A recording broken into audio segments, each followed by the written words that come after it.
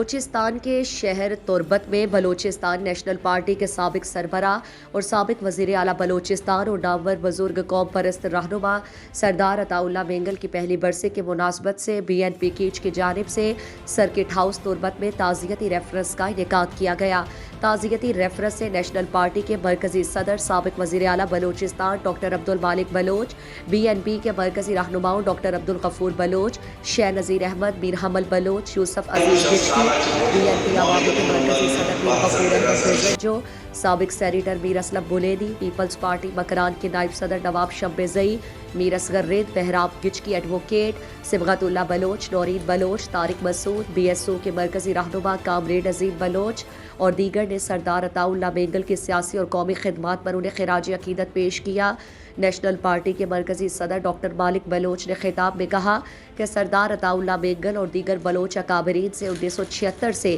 حیدرآباد سازش کیس کے بعد سے میرا باقاعدہ رابطے استوار ہوئے، تاہم بعد ازاں پونم بی این پی 4 فریقی اتحاد کے پلیٹ فارم پر بھی مشترکہ جدوجہد کرتے رہے۔ بلوچ اکابرین سردار عطا اللہ مینگل، میر غوث بخش بزرجو، نواب بگٹی، نواب مری شعور اور آگاہی کے مینار تھے۔ بی این پی کے مرکزی کمیٹی کے رکن ڈاکٹر عبدالغفور بلوچ نے کہا کہ بلوچستان کی اصل تصویر سردار عطا اللہ مینگل، نواب بگٹی، نواب مری اور میر غوث بخش بزرجو ہے۔